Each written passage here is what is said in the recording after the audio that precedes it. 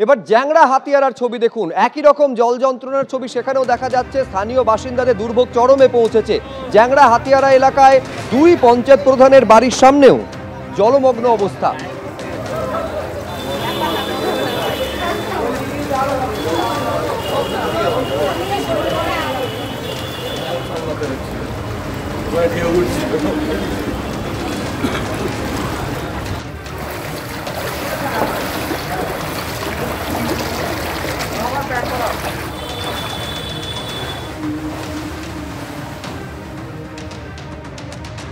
আর এবার আপনাদের সামনে রাজ্যের বিভিন্ন জায়গার জল যন্ত্রণার ছবি সামনে রাখবো।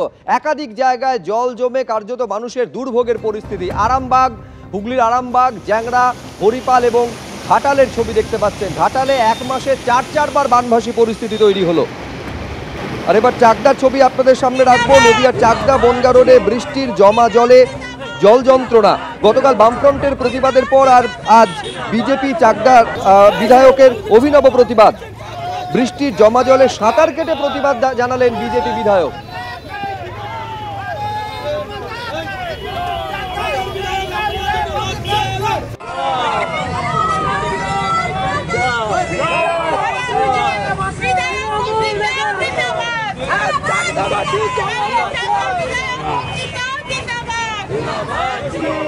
এর আগে আপনারা জানেন যে 25শে জুলাই সল্টলেকেও একইভাবে জমা জলে প্রতিবাদে সাঁতার কেটে প্রতিবাদ বিক্ষোভ দেখায় বিজেপি।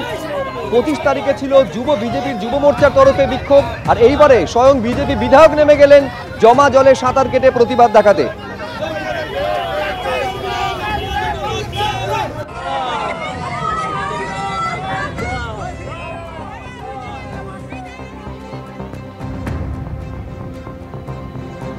চাকদার অত্যন্ত গুরুত্বপূর্ণ রাস্তা এটি। এটা চাকদা বনগা রোড রাজ্য সড়ক। এই গুরুত্বপূর্ণ রাস্তাটি প্রায় এক মাস ধরে এই যে তুমুল যে বর্ষণ বৃষ্টির ফলে কিন্তু জলে টইটুম্বুর হয়ে গেছে রাস্তাটি, এবং নিকাশির একটা সমস্যা রয়েছে, যে কারণেই কিন্তু এইভাবে জল বাড়তে বাড়তে জলস্তর কিন্তু অনেকটাই বেড়ে গিয়েছে এবং সাধারণ মানুষ তার ফলে কিন্তু রীতিমতো নাকাল হতে হচ্ছে, জল যন্ত্রণার শিকার হতে হচ্ছে। এই রাস্তাটি এতটাই গুরুত্বপূর্ণ, 12 নম্বর জাতীয় সড়কে যেমন পৌঁছচ্ছে, একই সঙ্গে চাকদা যে রেল স্টেশন এবং গুরুত্বপূর্ণ বাস স্ট্যান্ড, যেখান থেকে একাধিক রুটের বাস এই রাস্তা দিয়েই কিন্তু চলাচল করে, এই রাস্তাটি জল জমতে জমতে এমন পরিস্থিতি সৃষ্টি হয়েছে, যার ফলে কিন্তু গতকালকে আমরা দেখেছি বামফ্রন্টের তরফ থেকে তারা কিন্তু রীতিমতো এই রাস্তার ওপরে তারা নৌকা চালিয়ে রীতিমতো প্রতিবাদ জানিয়েছেন।